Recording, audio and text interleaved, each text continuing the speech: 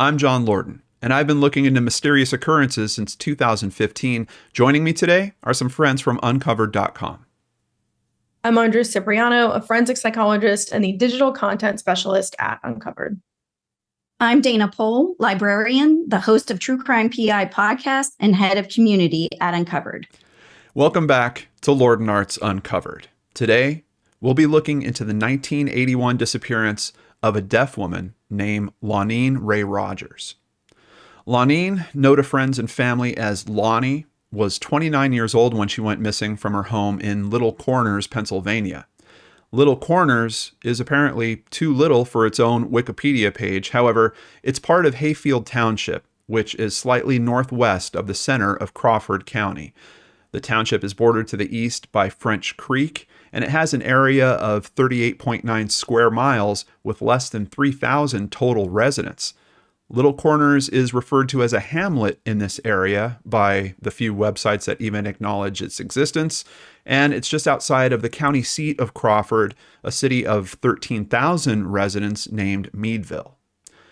During the cold and snowy early morning hours of January 7th, 1981, Lonnie disappeared, leaving behind two small children, her glasses, purse, keys, medication, hearing aids, and her car. Lonnie's husband, Clinton Randall Rogers, says that she left him for another man. Lonnie's family and friends say she would never leave her children with the husband that she was planning on divorcing. For decades, many have suspected that he knows more than he is saying. What happened on that snowy night back in 1981? Lonnie's sister, Glennie, and her daughter, Allison, are trying to find the answers, but 42 years later, the truth of her disappearance has yet to be uncovered. Let's turn it over to our case experts to learn more. Andrea, Dana, what can you tell us about Lonnie and the timeline of this case? Lonnie was born on October 18th, 1951, in Youngstown, Ohio, to Maxine and Raymond Raffle.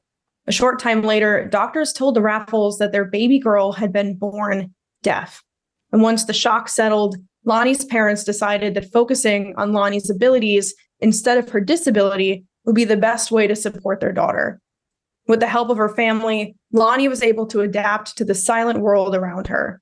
When it came time for Lonnie to start school, the Raffles chose a public school program for deaf children where she learned to read lips and excelled in her studies. Lonnie matured into a confident young woman who never allowed her hearing impairment to define her. In 2022, I interviewed Lonnie's sister, Glennie. It didn't take long for me to realize just how close these sisters were and how good they were at navigating the space between silence and sound. Glennie admired Lonnie and the way she faced challenges head on. She said, quote, "Lonnie's hearing impairment may have slowed her down, but it never stopped her." Glennie remembers Lonnie as a kind, happy, and upbeat young woman who loved music. Here she is describing her sister and how much she loved to dance. Oh, she was fun, delightful. She just had a sparkle about her, right? She really did. She loved to dance, which was hard for her because, she had to go by the vibration on the floor or her dance partner. And it happened to be my father, years ago before he was married, worked at Arthur Murray.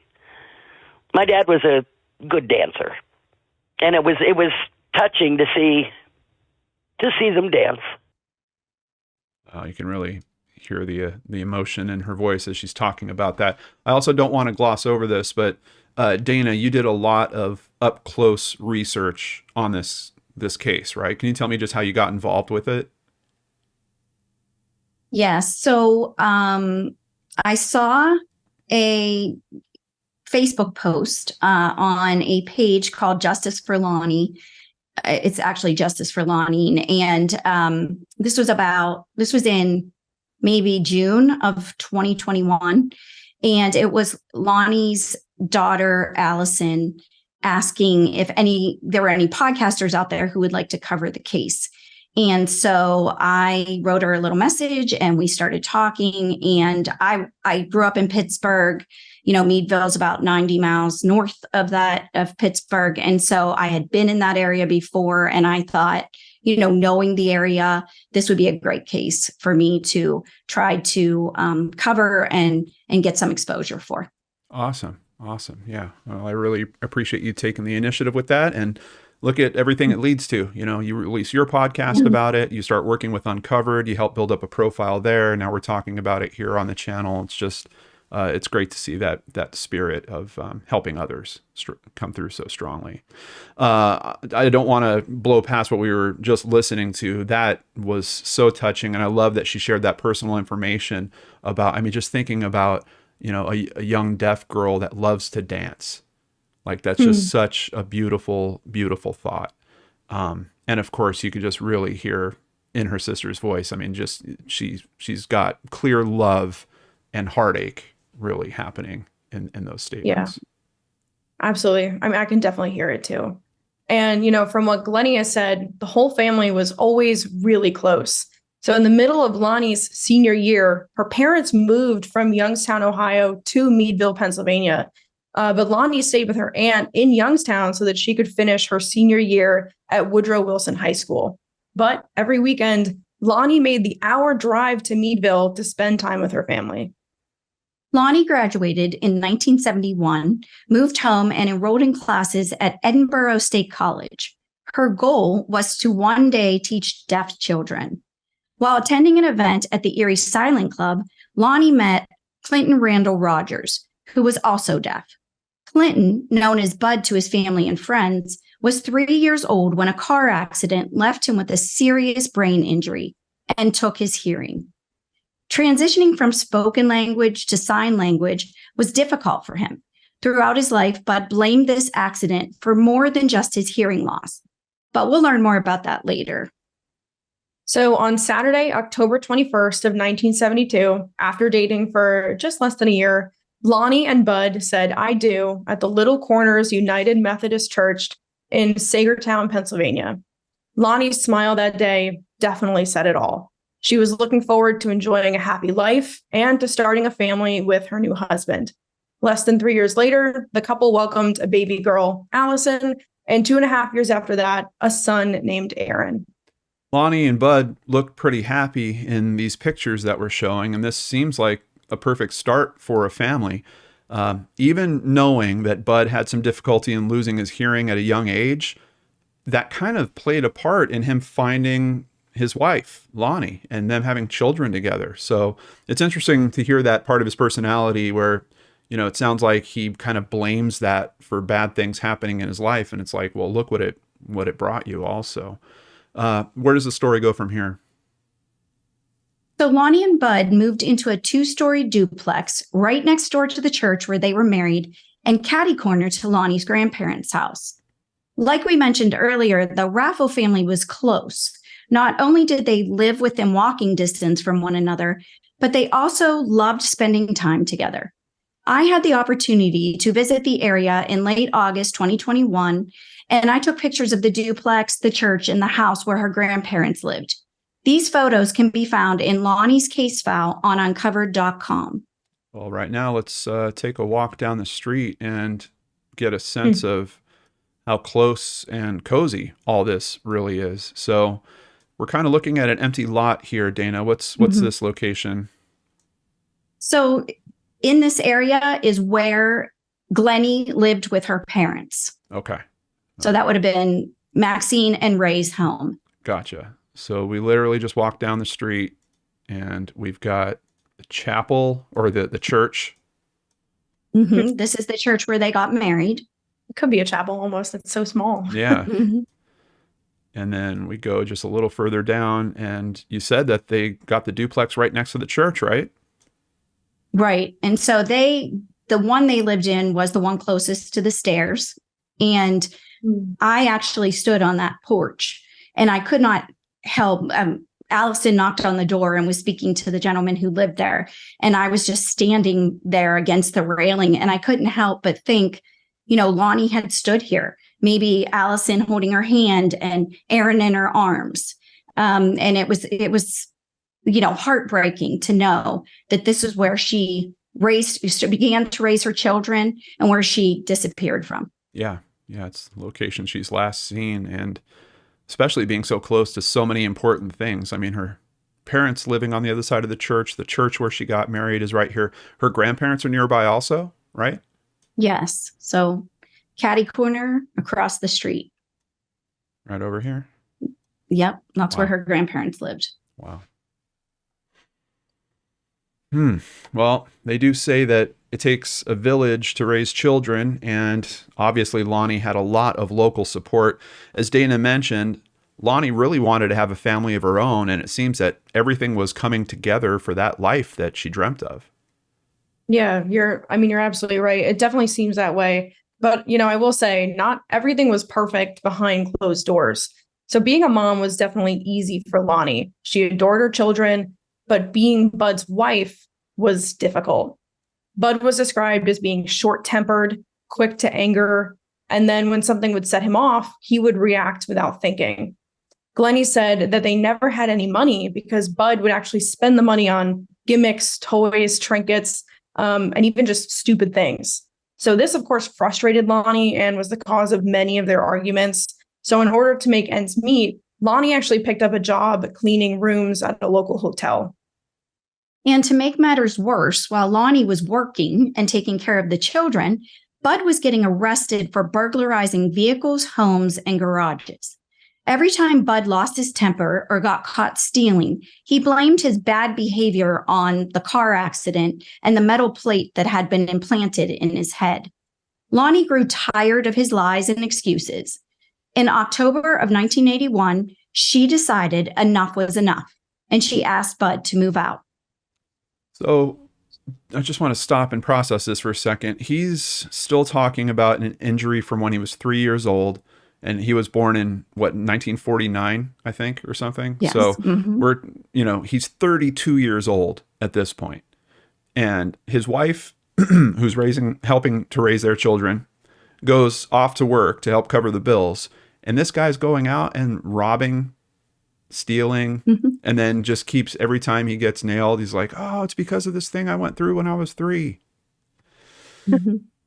You have any thoughts on that, Andrea? Does it make sense? Is it something logical in that, or? Well, it's a mix, and this isn't to say to, excuse his behavior at all, but there are countless studies that do show that traumatic brain injuries can result in changes in someone's personality. And, we're not quite sure exactly the damage that was done to him in the car accident, but thinking specifically about your frontal lobe that's in the front of your brain here, that's really where all of your personality is pretty much housed. So, it's possible that if that part was damaged, it does result in aggression, temper control issues, things like that. There's actually a famous case that if anyone has ever taken a Psychology 101 class, you might remember it. But it's the case of Phineas Gage. This was back in the 1800s. And Phineas was a railroad worker. And he was laying down gunpowder to blast the ground to put tracks in. And the tamping iron that he was using, it actually exploded and went through his frontal lobe. But he survived. He survived for a couple months, actually. And right after the accident, as he was healing and going back to work, believe it or not, his coworkers were saying that his entire personality changed. His time management skills completely disappeared. He was short-tempered and easy to anger. So there are cases of people's brains being damaged and then aggression actually being the result of that injury. So again, not trying to excuse what's happening here, but there can be a medical reason for it, but anything can be put under control. Right. And, he's, like I said, he's 32. And if he's been complaining about it, like at what point does it become your responsibility to try to address things that maybe you're dealing with like that? And admittedly, we are talking late 70s, early 80s. I'm sure the understanding around these types of injuries is a lot different now, but ultimately they're together. And, it's weird because when we're retelling these stories, sometimes it all happens in a sentence, but they get married. 3 years later, they have their first kid. 2.5 years later, they have another kid. Like they've been together 7, 8 years at this point. And ultimately she decides enough's enough. That's it. So how does Bud react to that? I mean, pretty classically, based off of what we've seen already from his behavior, Bud was definitely not happy. So in the beginning, he did leave the house, though. He moved in with his mother, who lived in just a nearby community.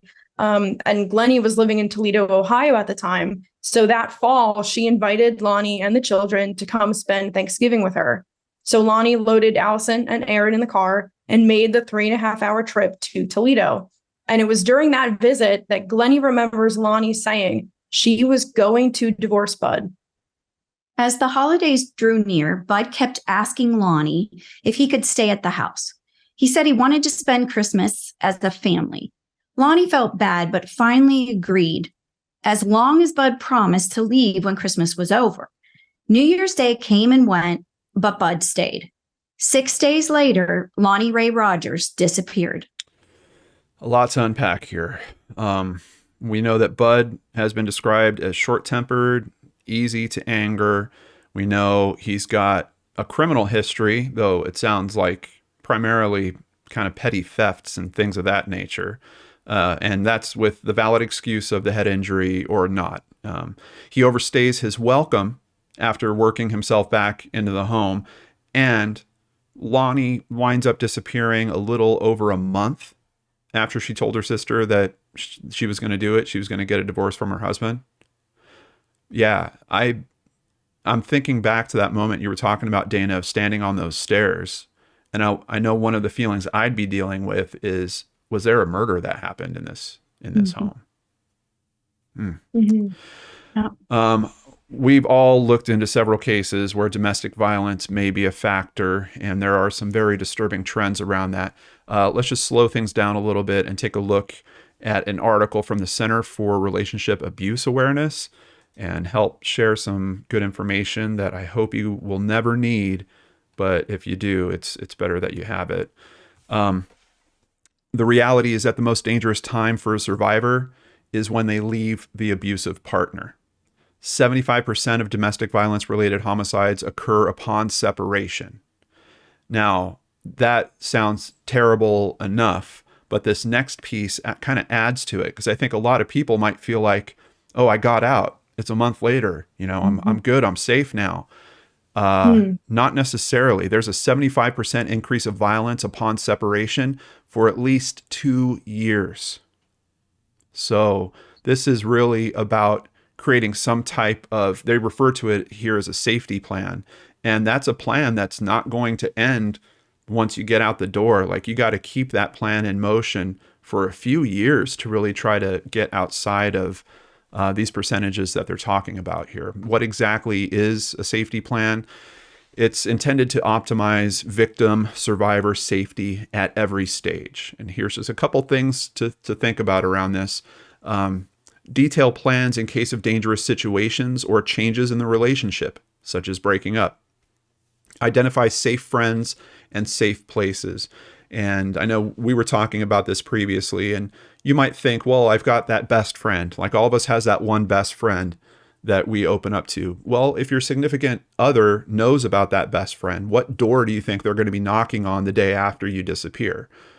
So it's really about kind of trying to figure out more than just that one place, maybe a couple of places. Maybe you got to move from place to place. Of course, identifying the essential items that you should, that you need to take if you decide to leave home. Include information about local relationship abuse resources and legal rights. You might have to throw some shelters into the mix there to just keep yourself moving so you can not become part of that 75% statistic that we talked about. And build on what a survivor is already doing to survive. And really that kind of rolls into this next point. Survivors are the experts in their own situation. That's really something like these situations, as a true crime analyst looking at these things, yeah, we can kind of say, oh, there's a warning, there's one of those triggers, but it's not the same as living in that situation. Like, there are very particular conditions that happen. Sometimes they might be very controlling. You might not even have access to a cell phone. You might have to get a burner phone and hide it.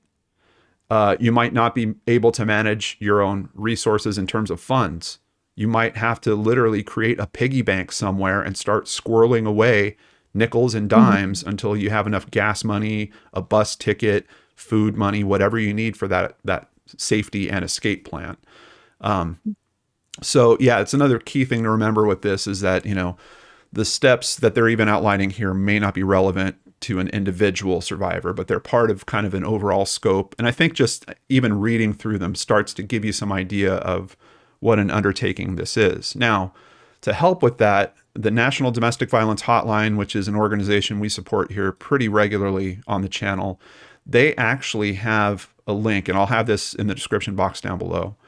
They have a whole page for creating a safety plan. And it's literally a process that they take you through. Look at all these different sections: the basics, home, school, job, technology, partner, children, emotional. They will take you step by step through going through creating a safety plan for yourself on this. So if you do need that, the link is attached to this video. I hope that you never will. But ladies, any other insight or comments you wanted to add to that? No, I'm sorry. no, go for it. While you were talking, I was just thinking about, today we have so many resources. Yeah. Back then, knowing this family, I don't know. We know that there was some verbal abuse, that he got very angry, that he had outbursts. No one has talked about him being physically abusive to Lonnie. However, if what went on behind those doors, we don't know. And sometimes if you can't just log on to the internet, if you have to go seek out help back in, in the 80s, how likely would you be to do that? Do you want to, in a small town, do you want to put, all of your information out there for others to see? So it would have been much more difficult. I mean, back then. That's kind of what's troubling. I was going to say amazing, but it's troubling in this situation is that in terms of the resources that would have been available back at that time, one of the best places that you would hope to be close to would be a church. Like that's where a lot of that type of support and counseling would generally come from. And they live right next door to the church. I mean, outside of having a police station next door, like how else was she going to be more safe in this situation? Yeah. So unfortunately, like many of the cases of this nature, the timeline of her story basically comes from the person who saw her last, and it's someone that we have reason to kind of be suspicious of. So what is the official word from Bud in terms of what happened on this night? Yeah. So Bud says that the two of them got into an argument and that he went to sleep at approximately 12:45 a.m. on Wednesday, January 7th.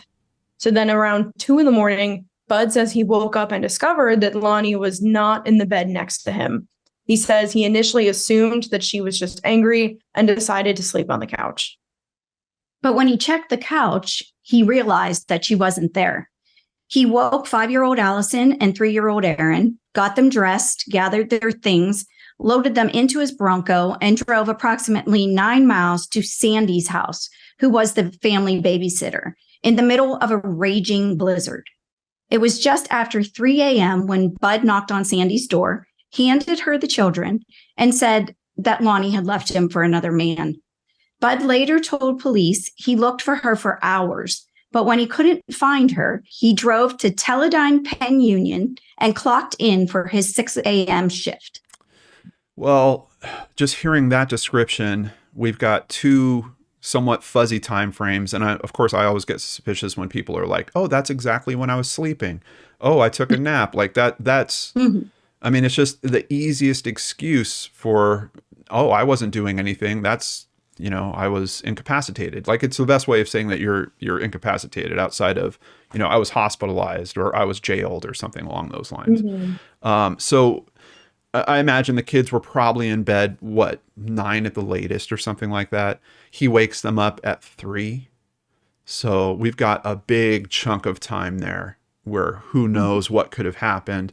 Who knows if he was home that entire time? Like there could have been something that happened in the house. He could have left. He could have come back, then gotten the kids. Like there's so much potential because that time frame is so big. But then some might say that it would be strange, and others would say maybe not. He goes to work and checks in for his 6 a.m. shift, but we do have another pocket of kind of loose time in front of that where, oh, I was out looking for her. And this is before, cell phones. Like nowadays, that excuse might come into play because they want to explain, hey, why did you go driving all over the place? Why did you go driving out into the woods? He doesn't even have to worry about that, but he's still created, if he is lying, he's created a pocket of time there that is hard to pin down and know exactly where he was or what he was doing. Let's see if the maps give us any better insight in terms of understanding the possibilities around this. And again, he's innocent until proven guilty. There's no convictions that have happened here.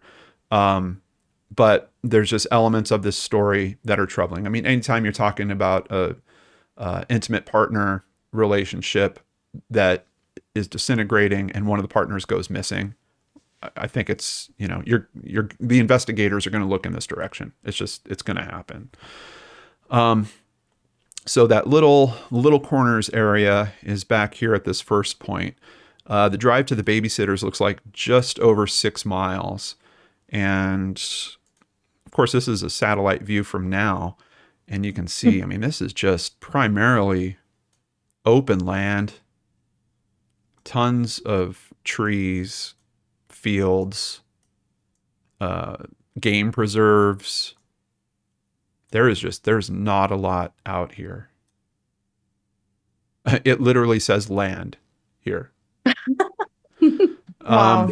Yeah. So it is just, there's just even in the drive to the babysitters, there's a ton of opportunities if he was going to need to get rid of evidence. But then from the babysitters to where he works, we're talking over 20 miles, 30-minute drive, but we've got the kind of fudge factor in terms of the time frame because we don't know how long he's out looking for her. But the area is just, I mean, there's just tons and tons of land out here. I don't even know where you would start to look. Like it's... Dana, did you get any sense from speaking to the family? Was there any particular places that they thought might be areas to look for her? So during the initial investigation, they conducted a lot of searches. There were wells searched. So they were looking in wells close to the home, the area around the home. Glennie's uncle, so Lonnie's uncles, kind of worked with the police on that. They were hunters. They knew the area. So they went to, they kind of organized some searches in areas they thought might be good places to look, that were relatively close to Lonnie's home. So she did leave on foot. Did something happen? Would her body be found? But later, it was an area that was searched. And it came in as a tip. And I would say that it's probably 10 miles maybe away from Lonnie's home. And it was in between the home, basically a little off center, but in between their home and Teledyne Penn Union. Okay. So that area was searched. There's been a lot of work going on in that area based off of a tip, but thus far, nothing has been found. Just kind of running down the thought of the possibility that he might have been hiding her. Is there any thoughts in terms of would she be buried somewhere? Like it's interesting to me to think about that they were considering wells, and obviously there's got to be some suspicion if they're looking in that direction as well. But is this the type of situation where he could have pulled over off the side of a road with a shovel and then, an hour later she's buried and that's it? I would say it's a possibility, but it was January in this area, which in the middle of a blizzard. So the temperature was -16, I believe, or -6. It was I think I have that in our notes, but I don't want to say negative 16. It was 16 degrees. Okay. So, and there were sustained winds of up to 27 miles an hour and 8 inches of snow fell that night. So had Lonnie walked away from the house, we would assume there would be footprints. So there weren't. And so had he decided that he was going to get out, dig a hole and bury her body, I think it might have been difficult. Lake effect snow, the weather in that area, the ground is normally frozen in January. This was early January, but I would still think it would be more difficult than just, if it was in October. That is one theory. It could have happened. People like to dismiss that one, though, based on the hard ground. Another theory is that he may have taken her to work and they had very large furnaces where he worked. And so people have theorized that maybe he disposed of her body in one of those furnaces. Yeah, it looks like it's a company that machines parts, basically, just kind of like industrial machining. It also kind of adds another check mark in terms of how hard it is to believe the story that she ran off. I mean, even if you get over the fact of like, oh, she left all her medications, she left her glasses, she left her hearing aids, she left her car. It's a blizzard that night. And her children. It's a blizzard that night. So someone goes driving through the blizzard to come and take her, and she doesn't take any of her stuff, and they just run off in the middle of the night. It adds to how difficult that is to believe. Right. Yeah. And I think also the fact that, when he drops the kids off at the babysitter's house, it seemingly one of the first things he gets out is that she left him for someone else. And if we take everything that he says as truth, at least back at the house, that he went to sleep, they argued, thought she was, on the couch and she wasn't. And then for his next reaction to be pack up the kids, bring them to a babysitter, I'm going to drive around, she left me for someone, to me, that sounds incredibly extreme, because he would have looked around the house and seen, oh, her hearing aid is here, her purse is here, so it's like that alone is strange. And wouldn't then of course, your first instinct, the weather. Yeah, wouldn't your first instinct be a self-harm situation based on what he's describing? That, she walked out into the woods or something? Like, why would your first instinct be, oh, she obviously left me. But all her clothes are here. I'm going to find her. She left me, but I will somehow find her outside. Right. Like, that doesn't make sense. Also, I'm just wondering, was it normal for the children to get dropped off at Sandy's home in the middle of the night at 3:00 in the morning? No, I mean, definitely not for this family. So according to Glennie, on a normal day, Lonnie would drop the children off at Sandy's before she went to work. So around like 9 a.m. And Sandy said that she was shocked when Bud arrived at her house at 3 a.m., again, in the middle of a blizzard. And so Sandy and Lonnie were friends, they talked, and she knew that Lonnie wanted out of that relationship. So Sandy told the Raffle family that when Bud dropped the children off, he was sweaty, he seemed nervous, and before he left, he asked to borrow a blanket, and she gave him one. That's crazy. Troubling. I mean, just thinking, because, I think we're all thinking about the possibility this guy's driving around with her body at some point, and now he's asking to borrow a blanket on top of that. Okay. All right. So taking all of those things in consideration, Sandy was super worried. She knew she had to call Lonnie's dad, Ray, but because she was deaf, she would need an interpreter. So she waited until morning when her daughter woke up. When Sandy's daughter told Ray what had happened, he was stunned. He had just seen Lonnie the day before when he loaned her $60 to pay for an overdue electric bill. Ray hung up the phone and rushed to the couple's duplex. Lonnie's car was in the driveway, but she didn't answer the door, so he kicked it open and ran up the stairs.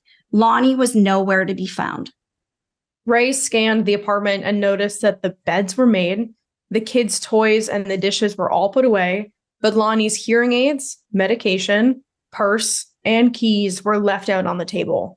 And in that moment, he realized that something was obviously very wrong. So he picked up the phone and reported his daughter as missing. Dishes done and put away, kids' toys put away, the beds are made. Like that's, I mean, I might understand if in their bedroom the bed was made because maybe they were arguing that night, they never got to bed, like something like that. But the kids, we know at some point they were in bed, and it just doesn't seem like Bud's the type of person that's like, oh, I'm going to get you up at 3 o'clock in the morning, make your bed so I can drop you off at the babysitter's and then go look for your mom. Like this, the logic around this is really, really troubling. And of course, we've had one mention already about borrowing a blanket. And it's just making me wonder, oh, I wonder if he pulled blankets from the kid's bed, used those as well in some way, and then was like, oh, this is going to look weird. I better get new blankets. And then he winds up making the bed. I don't know. But why would you even burn the time to make the beds before taking the kids to the babysitter? It doesn't make any sense. No, it doesn't. And, if we believe his story, then he had to have made the beds before he left. If we don't believe his story, then he could have left the babysitters, gone home, straightened up the house, cleaned up whatever he had to clean up, done whatever he had to do, and then gone to work. That might be kind of that fudge factor I keep talking about with the time frame before he goes to work. Could be him touching back at home and cleaning things up. It's weird though that he would leave. I don't know, but then I feel like, am I giving him too much grace for getting this right? Of like, if you leave someone's hearing aids, their medication, like all these different things, I think a more sophisticated offender would take that and bury it, or right, stage the scene to look like she did leave. Go throw it out somewhere. Yeah, go get rid of it. Right. So, but I mean, Dana, to your point, it could be more so that it's the blankets were more important, that certain blankets were already missing, and he needed to kind of make it look like that, nothing really happened. And so everything else became secondary. Could have looked at the clock and said, ooh, like I'm cutting it close to work. I need to go for an alibi, whatever that is for him. So, I mean, all of it can definitely be a possibility. So I know based on the story he's telling, he's saying that his assumption is that she ran off. Does he ever report her missing? He doesn't report her missing, no. He finished his shift at work and picked up the children from the babysitters. When he arrived home, Ray and the police officers were standing in his living room. Lonnie's daughter, Allison, was just a few days shy of her 6th birthday when her mother went missing. When I interviewed her in 2021, she told me she doesn't remember anything about the night her mother disappeared, but she does remember some of what happened the following day. When he returns home from work, he walks in with us children. The police are also in the apartment. So, there's all of these people now arguing and yelling and whatnot. And my memories of that are just, sitting in the living room watching all of these adults scream at each other. And during that time, one very key element was the police searched him. They looked in his wallet and found $60. They asked him where the $60 came from. He says, Lonnie gave it to me. So, of course, I'm sure my grandfather erupted, because Lonnie would not have given him money. Yeah, I would say that's probably a pretty good assumption. Why would Lonnie have given him money? And we also have this history of him seemingly taking what he wants. So for that money to wind up with him is also kind of strange. And if we do believe the story he's trying to tell us, that she's running off, she's leaving everything behind, even the $60,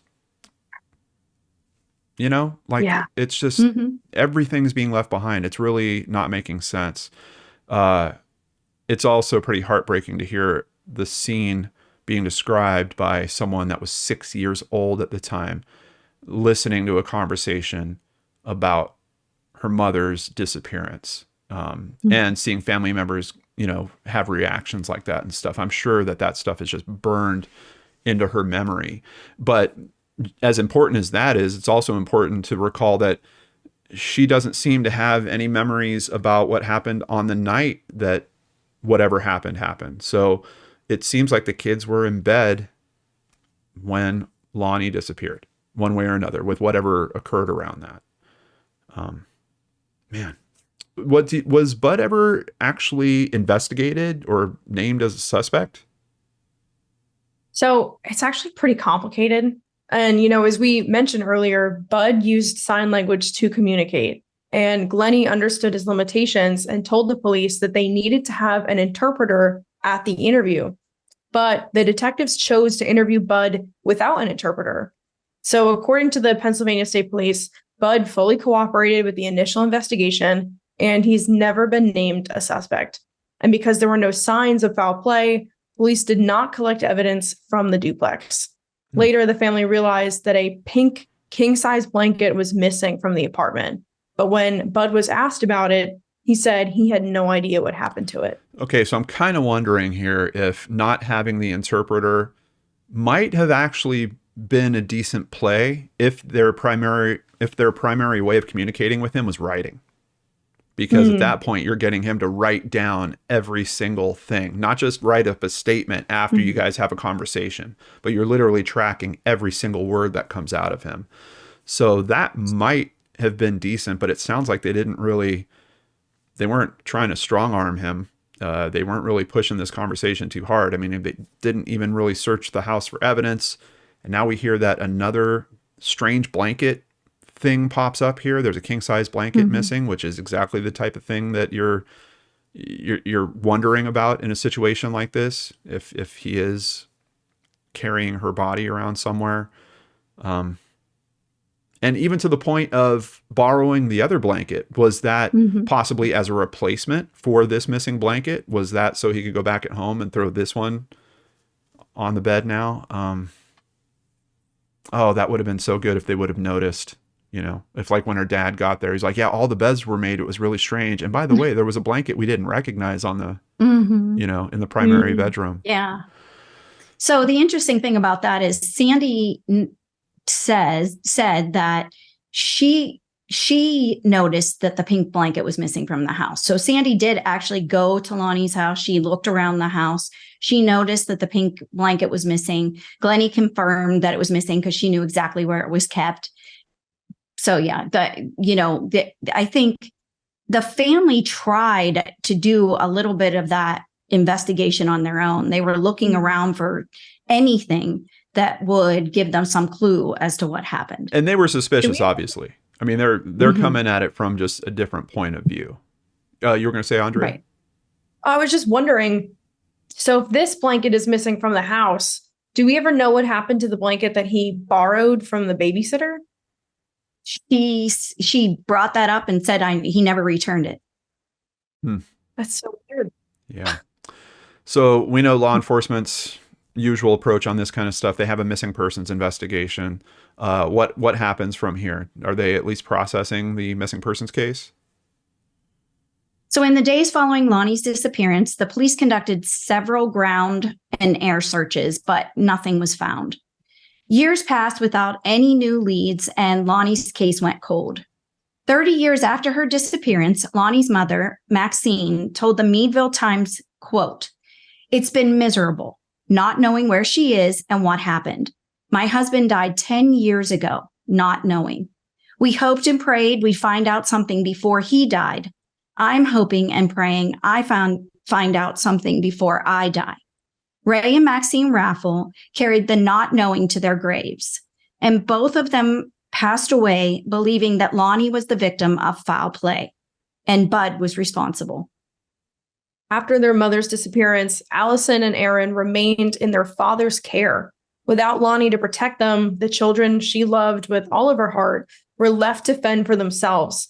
In an interview with Dana's podcast, True Crime PI, the siblings explained what it was like growing up with Bud. They recalled memories of neglect and abuse and explained how children's services removed them and returned them to their father's care again and again until they were finally able to break the cycle and leave their past behind. Allison is now a mom with 3 children of her own. In 2021, she decided it was time to fight for justice. And so she started the Justice for Lonene Facebook page. A member of the deaf community submitted a tip that prompted Allison to request Bud's arrest records from a neighboring county.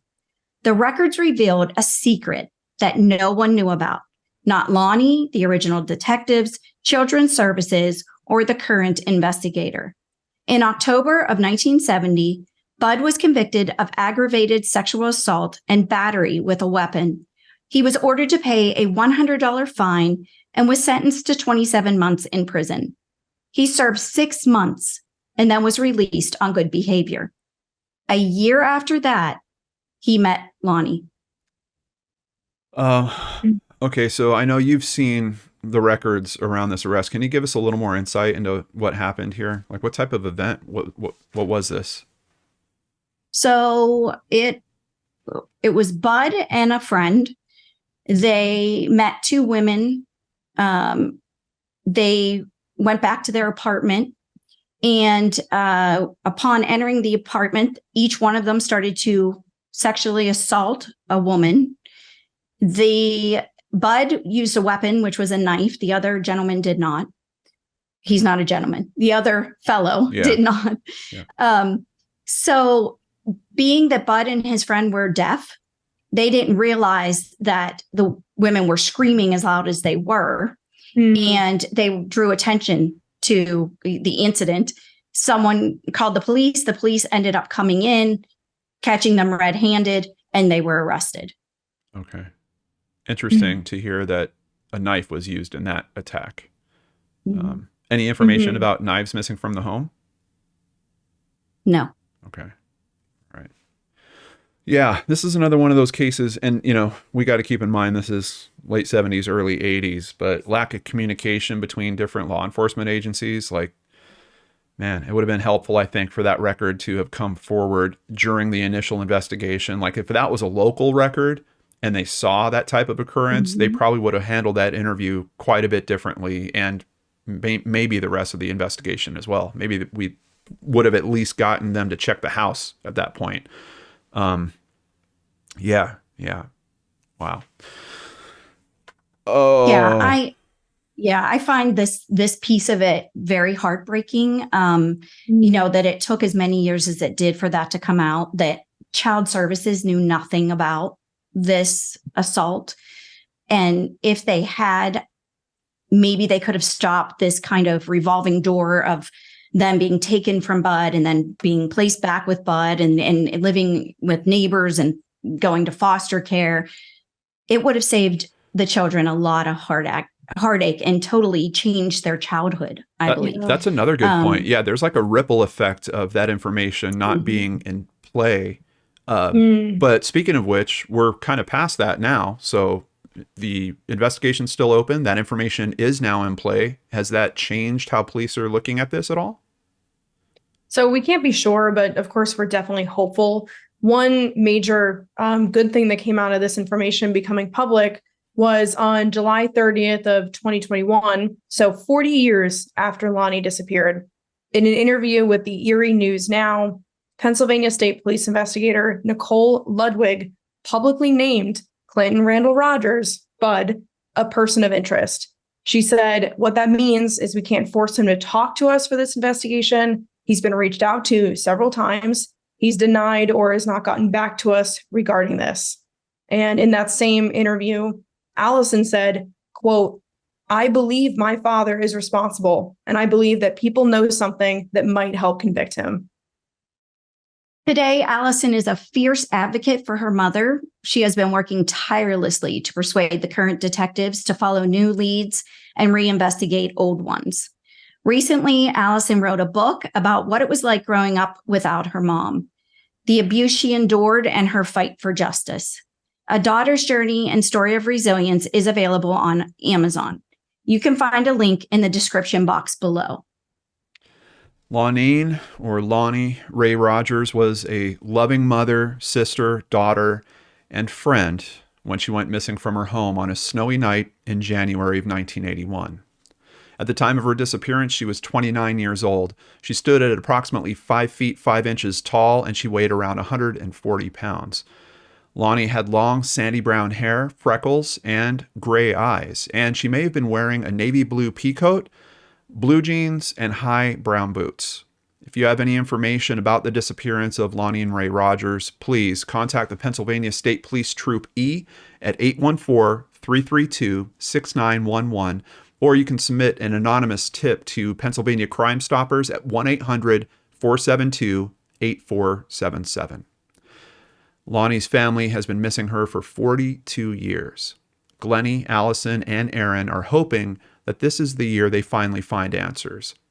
In the description box below, you'll find a link to the Justice for Lonene Facebook page. Please give it a like and show that family that you care.